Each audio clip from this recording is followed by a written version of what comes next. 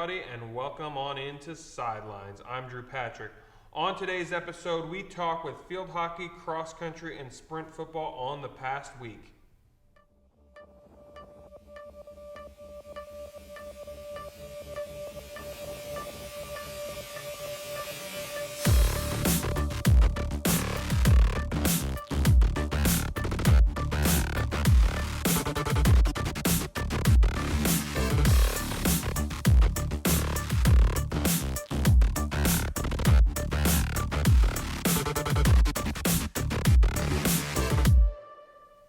Welcome back to Sidelines. Let's talk field hockey now. As joining me here at the desk are two members of that field hockey team, in Kennedy Stroup and Sarah May Radel. Thank you both so much for stopping by. Thank you for having us. Yeah, thank you. So let's talk about this past week, and before we get into the weekend of travel, let's talk about the home contest this past Wednesday against the Mercyhurst squad. That can be tricky at times, but you guys had a good game in there. What was the key to the success and resounding success in that game? I think we just stick to our game plan, and Mercyhurst has always been like a team in our past that like we were able to really just get our rhythm as a team and to just take off. And it was like a repeat of last year. We got at one point we were down like, was it 2 players or 2 players? And that happened the year before, and then that's like when we scored a lot of goals and everything clicked. It just seemed for us like when we're down a player, like we just go. Mm-hmm. I think we did have some lapses during that game, but I think we were able to turn it around and ultimately score more than we have been in other games. So I think it was good for us to get 5 goals in that game and really like for our morale as a team. Kind of one of those games to try and use as a launching pad as you get closer to conference play. How, like, as you were saying, to get the offense going, to get those goals going, to make sure your goalkeeper doesn't really have to be challenged all that much. What does that do for the confidence of your team? Oh, it helps us out like so much because we can actually like capitalize on different opportunities. Different people can get that confidence by scoring goals or getting shots or just being able to eliminate a defender. I mean, Mercyhurst is a good team, and they are like, you never know what to expect when you get them, like either physicality or skill or what, and it changes throughout the whole game. So it's like nice because it's also like we have to change with that through the whole game. So it's also like us adapting and us learning for the next like PSAC opponents. And just seeing that ball go in the net is just a huge thing for us because sometimes it's hard to get that first goal, but once we got it that game, we were able to like build it up more and just keep getting more and just allow other players to really step up and get goals. And I've talked with everyone on your team who's been able to come to the desk. We've talked about the fact that really it's that next step you guys are making because you're all back. Yeah. You're all here again, and it's growing together and making that next step. What have you seen early in this season that has been that next step you take? What do you think that either that next step that has to be taken or the next step that you guys have taken thus far with that year older together? I think like just everybody's confidence. Like last year we had, their whole class was brand new. They never had. There was only my class that ever played like in the PSAC before. So like everyone was basically brand new, but now everyone has that year under their belt. So then they all gained a little bit more confidence. And I think also like leadership and everything, like it's not just us captains or us older girls that are being leaders, like the younger ones are stepping up. So that's also like helping our team like do so much more. Yeah, I think we do have a lot of confidence, and I think the next step we need to take as a team though is just to be more consistent because we have had a lot of lapses of play, but then we've also had periods of time where we've looked like really good and really strong, and coach has said that to us multiple times. So I think that next step up would be to play a full 4 quarters every game. So to that point, what is the kind of the steps you need to take to be that more consistent team, you feel? I think one of them would just be like moving up the field as an entire unit instead of, we've had a lot of games where we have gaps between our lines, between the forwards and mids, and the mids and the backs. So just playing more as like a team, and I don't know, anything else you think? Oh no. Yeah. Yeah, I mean, to that point, like the unit as a team and kind of building more of that, because you guys have also kind of switched around positions too Yeah. from last year. So trying to find that consistency in that new positions that you guys are in too. Yeah, definitely. Like this year, like we have the same team returning. It's just like I think we struggled very early on getting connected again with each other. Like you could tell, like during the scrimmages, like we would have those like times that like, oh, it's like our old team how we were, but then at times we're like, what are we doing? And like I think it just takes like a few games for every team to get into like being connected again, like because we went the whole summer without being with each other, like playing with people at home and everything. But we just have to like keep working as a unit. And then we have people like Liv came back this year, I moved back and she's at the center, and like everyone's like at different places, so it is getting used to everything again. So this past weekend, a bit of a road trip, a bit of a long bus trip there. Look, that is not an easy, 13 hours on a bus is not an easy thing to do. So what do you do on that trip kind of to A, keep your mind right on a long trip, but the fact that you guys have kind of 13 hours together on a bus, is there some kind of things you do like team bonding wise on that? Well, yeah, like everyone, like at certain points everyone's just sleeping, and then certain points everyone just gets all rowdy and they're like scrambling around the bus. Like Kaylin and Kelsey were throwing football on the bus. Like I don't know how, because you don't have that much room, but they're finding entertainment.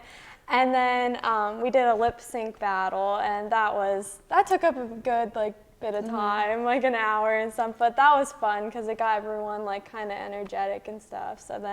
And then after, everyone just crashed and went to sleep. So it was good because it was like a loud moment and then a quiet moment. Yeah, in the moment, it felt like it took forever, but like now looking back, I guess it didn't seem as bad as it was. But I did set a timer on my phone, like the moment we pulled out from Mansfield, and then the moment we pulled into the hotel on Friday night, and it was 17 hours and like 5 minutes. It was like the entire trip with like stops and stuff. So that was kind of cool to see how long it was at least. Oh man, 17-hour trip. But hey, first I do want to know, because you mentioned the lip sync battle. Who won? Like who had the best? Okay, like Uh-oh, I opened a can. I think it was a competition between our two classes. Yeah. I think theirs was very entertaining, and then I don't know. Theirs was well organized. Ours was kind of just like funny, but theirs was like they had like their stuff down. Like they knew what they needed to sing.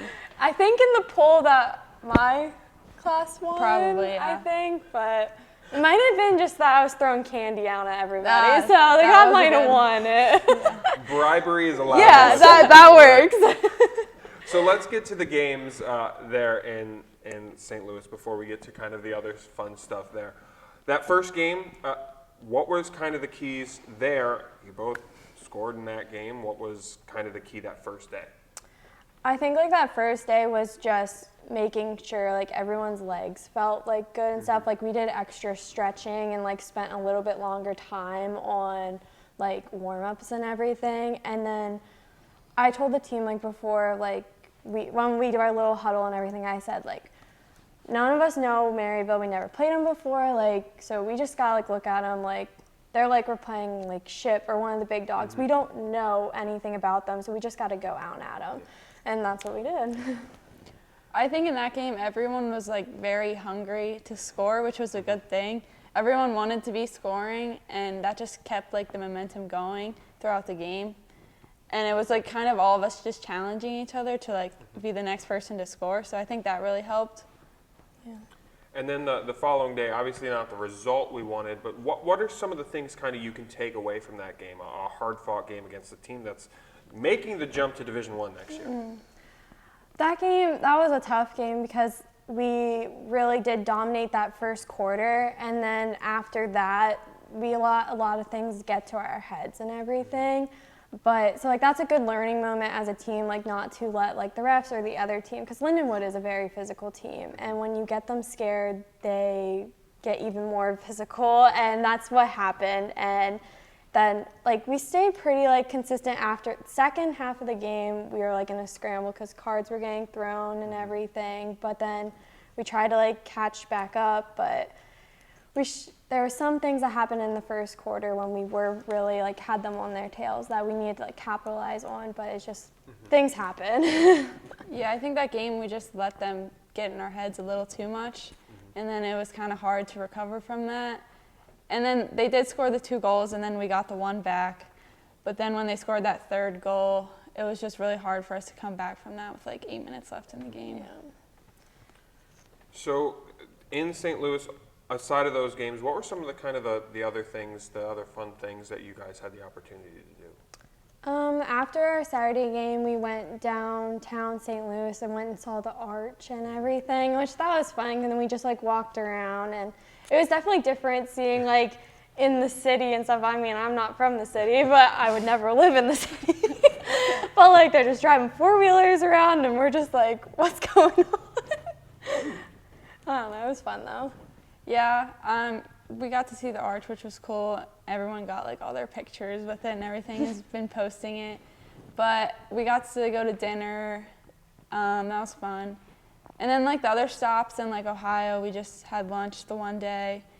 And then like yesterday on our way home, we like went to this mall, this outlet for a little bit. So that was fun. So like through the trip, like we had mixed in like breaks and stuff. So we weren't just on the bus for like 13 hours straight. It was more like 4 to 5 hour increments. So that really helped. And so looking forward to this week, a tough opponent on Wednesday, an opponent that Sarah, I know sticks with your class because that was the team you faced in the playoffs. It's also a team you both had an opportunity to see a bit of at the beginning of the year as you were there. So what do you expect from Kutztown, and what is going to be the key in that game? Kutztown, like they have a lot of their like returners still coming back, but then they also lost a lot like when we have all returners. It's hard to know like what to expect with them because they're a very consistent team and they play exactly the same way as we do. So it's going to be like who wants it more. Yeah, I think that's the interesting part is that our formations are the exact same. So at the beginning of the season when we were watching them, it was interesting to get to see how they ran their formation and like the things we could do to like run it like they are, because they're running it at a pretty elite level like that first weekend. So I'm excited to play them, but I just think we need to all have the confidence that we can beat them because we haven't yet, at least at my time here, but like I know we can. Should be a fun week ahead. Thank you both so much for taking the time and stopping by. Yeah, thank you. And Sidelines continues after this. Do not go anywhere.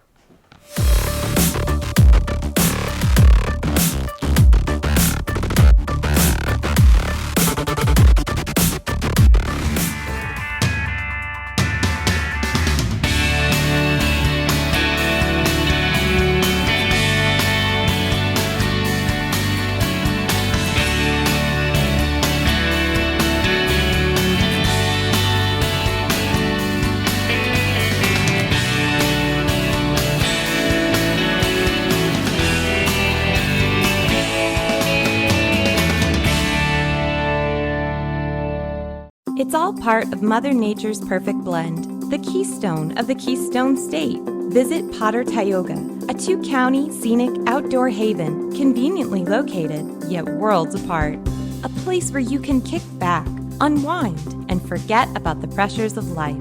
Disconnect and reconnect with your friends, family, or even yourself while surrounded by nature's beauty. So start planning your adventures today at visitpottertioga.com.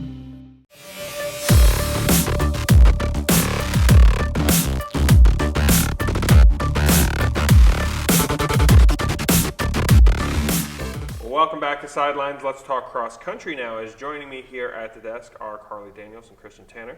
Thank you both so much for stopping by. Thank you for having us. So this past week, another long bus ride for you guys. This time, the field hockey team, we just talked about it, but up to Vermont, an 8K.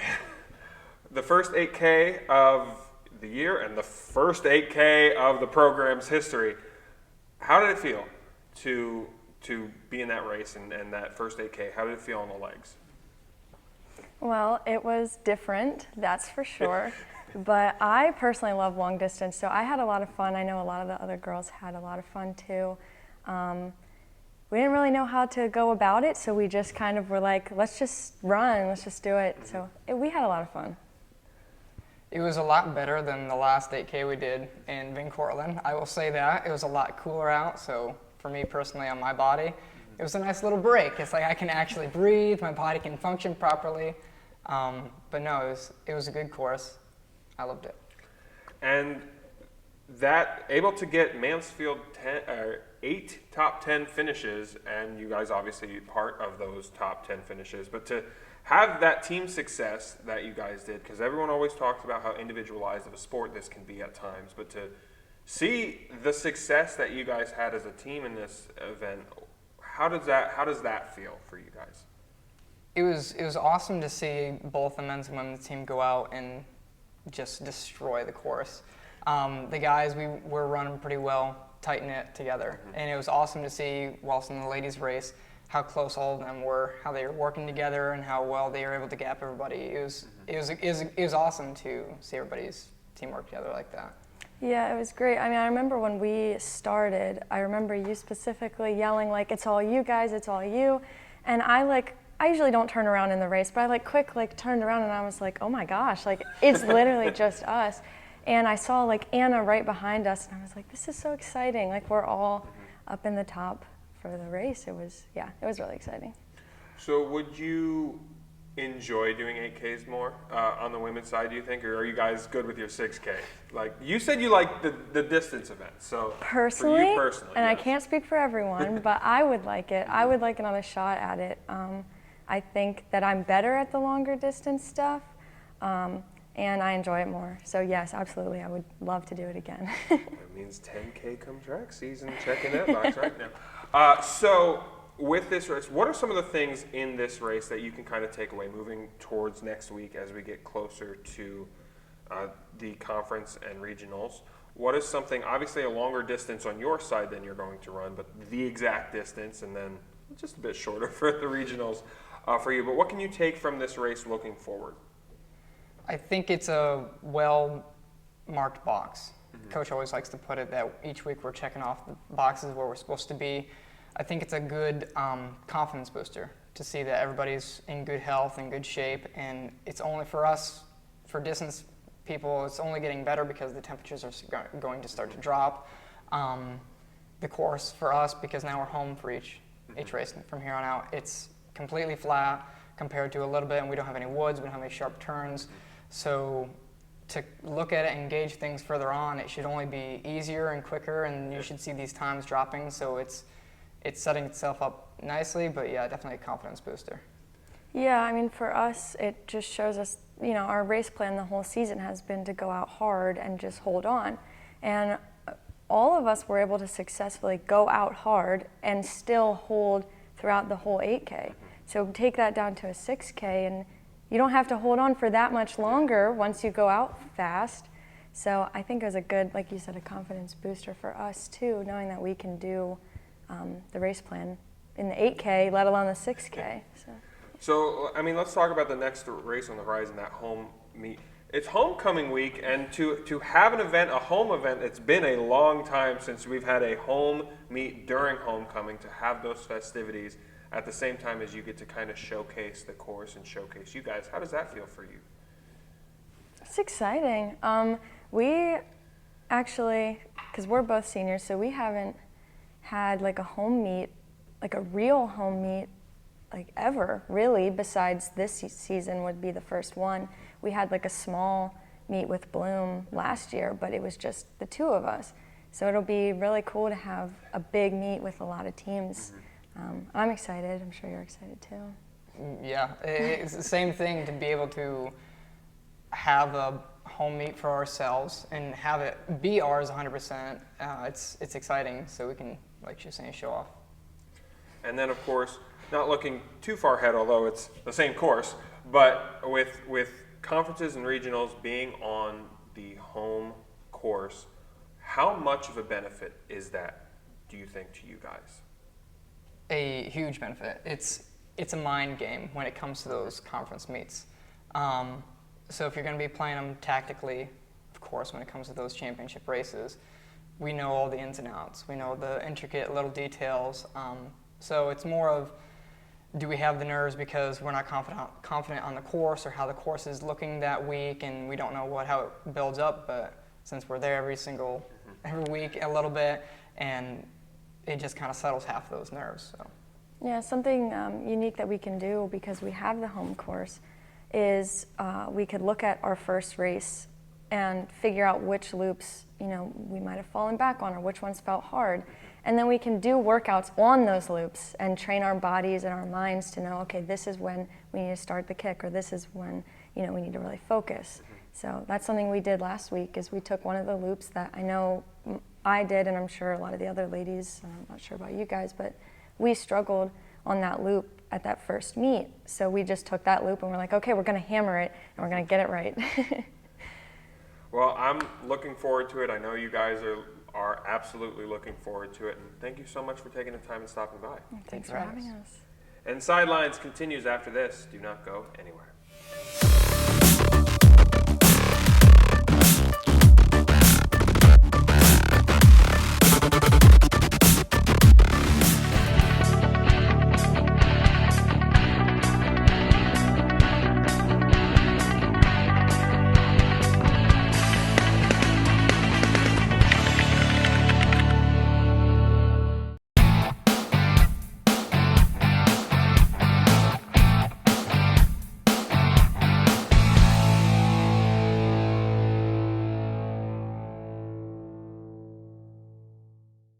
Pride and passion drives the Pennsylvania State Athletic Conference. From 55 NCAA championship teams, 294 individual national champs, and counting. Who's next? Make the PSAC yours. PSAC Proud is winning in athletics and in the classroom. Over 3,100 PSAC student athletes are honored as scholar athletes. It's a perfect mix of athletics and academics. It's time to make the PSAC yours.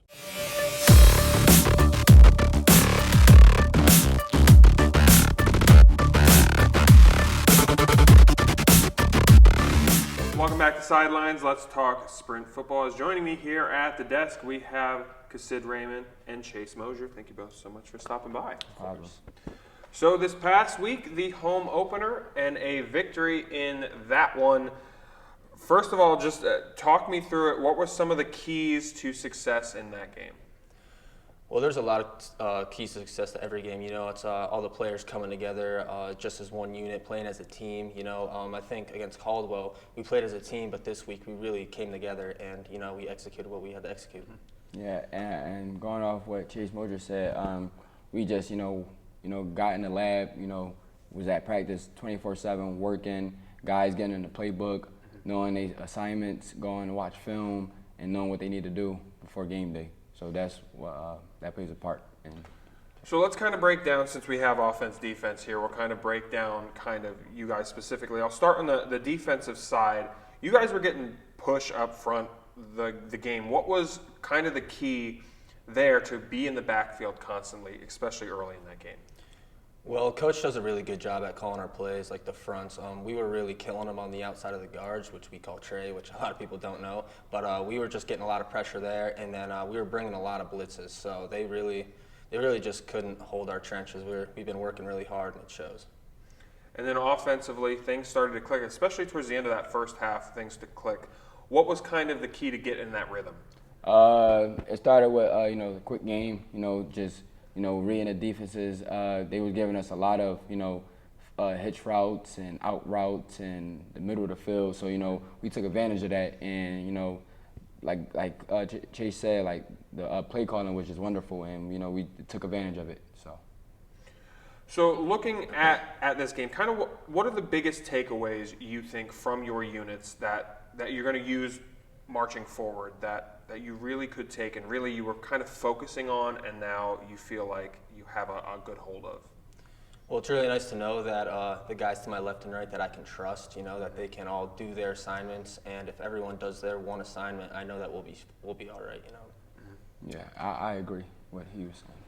And there's a lot of new faces, a lot of youth, kind of on both sides. You're both dealing with new. Chase, as that super senior, kind of having a young line with you, what is then your role to kind of be that leader with that defensive line? Well, I just tell the guys, every practice we got to give 100% because even though some of these weeks might not seem like hard games, these weeks are building up to bigger weeks, such as Navy, Army, and Penn. So if we can get just a little bit better each week, then I think that we're going to be A-okay when we face those academies. And some new weapons for you to play with, a weapon who's not a new weapon, but a weapon that was hurt last year, and Terrence Quaker as well. So what has your role been to know that you have kind of more weapons to deal with and trying to get or figure out the identity of each of these ones? It's great to have, like you said, it's great to have new weapons, having Quake back, that's my roommate, so, we talk a lot. And, like, having him back was, like, a relief for me, I don't have to run as much, and I can throw the ball, EJ, Bo, Rocky, like, they're not new guys, but, I'm a new guy. So, I'm throwing the ball more, and, and it was just fun to, like, throw the ball and just, get the receivers the ball. And we just need to work on our run game a little bit more. But besides that, we're going to be good. And our offensive line is great. Like week one, we were a little rocky, but now, we got a whole 5 guys back, and and that just made me feel more comfortable in the pocket to get the guys the ball. So one of the big plays in that game, one of the important plays there right before halftime, that drive you guys put together to get that score. What was kind of going through the mind in that drive on that last play? Literally no time left to really do that play. Well, that was a little surprise because, I was like, Coach was just saying, 1-2, get the ball out, 1-2, get the ball out, 1-2, get the ball out. But, I was just like, reading the safeties and like they were doing the same thing all game, from start to finish, just coming down and just running back. So, like hitting the short game, and then when we got into the red zone, we took our shot. And, Ethan Simpson was in the end zone waiting for the ball. So, I'm glad he was there and I'm glad I made the read. So, yeah. Absolutely. And then in the second half, the Chestnut Hill offense starts to go on a rhythm. What do you guys have to do defensively to kind of get the game back in your favor and try to stop momentum when the pendulum kind of swings, kind of in that back and forth third quarter? So I tell all the guys on the defense, bend, don't break. So that basically means every team has their play that will work good, But if say we give up like a 30-yard run, bend, don't break. So give them those yards, but at the end of the day, don't give them a touchdown. Don't let them get any more yards. So I think that's really key to our defense and stopping them from getting any more yards after they swing the pendulum. And then, of course, a thing that both of you actually were on the special teams this week. First of all, not actually in my time here, 5 years, the third quarterback to also punt at times, and then we're able to kind of rattle that team. Talk me through the special teams aspect of this game and how it was so important. Obviously, you have your kicker make 2 kicks throughout that game, but then specifically your guys' roles on special teams. Well, as Coach always tells us, there's always 3 aspects to a game, and special teams is one of those. And if you can win special teams, then that's a huge role in winning a game, So, if I can get the ball back to Sid every time without messing up, which I need to work on this week, but yeah, if I can do that effectively every game, then if we win specs, then we win 1/3 of the game, and then that makes our odds so much better worth winning the game. Yeah, and like he said, going back to, him long snapping and all that, this is our first time doing this. So, me punting the ball is I didn't think I was going to do as well, but, I pinned him down in the 2, and then we got a muff punt, and he recovers the muff punt. So, I was happy for myself on how good I did punting, but, like he said, it's a team thing. If it wasn't for him to recover it, we wouldn't be down there. So, special teams is like you said, special teams is the key part of football. So. The challenge of getting the snap off and then just taking off down the field, man. Yeah, something else. Hey, it led to some success this week, so absolutely. The other thing kind of I want to talk about with you guys is the end of the game. Obviously, there was the horrific injury that happened in the middle of that game, but at the end, you guys kind of all got together, both the Mansfield team and the Chestnut Hill team, and kind of what happened there, who kind of led that little prayer after the game, and Why was it so important to have that moment? You going to? Yeah. So right after the game, we're good game, all that. And I'm not sure who initiated it, but I walked up to one of their coaches and I was like, hey, we're going to say a prayer in the middle of the field for your player, because at the end of the day, we're all football players. We're all hungry. We want to play football. And to see an injury like that, it's just horrifying. It could have been any of us at the end of the day. So after they had their little team meeting, we had Dion lead us in prayer, which he does an amazing job at. And we're all sending prayers that kid's way. I think his name is Tyler. So if you're watching this, Tyler, we're all sending prayers your way, and we hope you get better. Yeah, that's about it.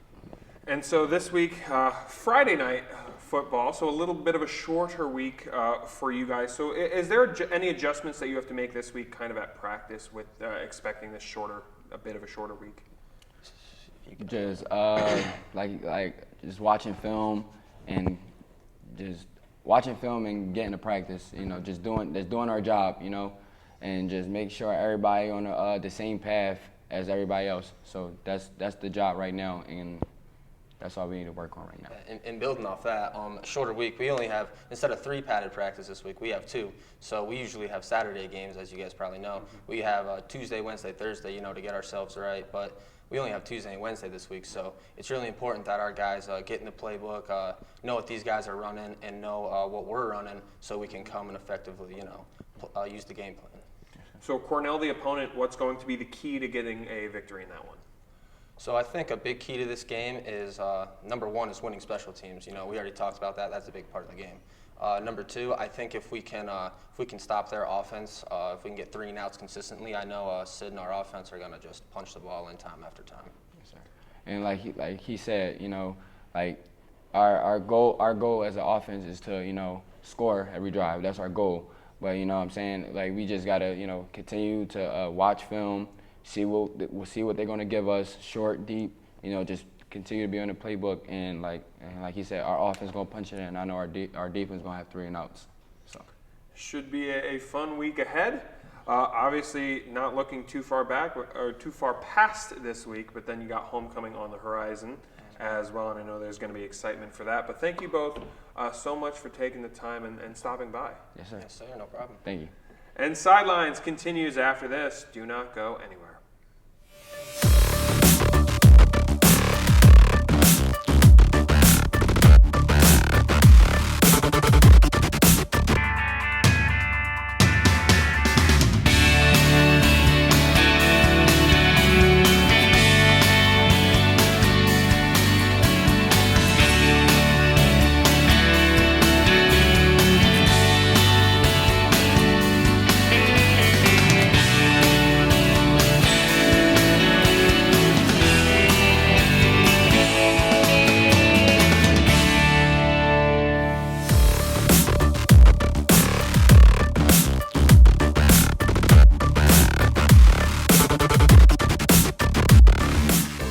That's going to do it for this show, folks. To stay up to date on all things Mansfield Athletics, head over to GoMounties.com. Thank you for watching, and we will see you next week.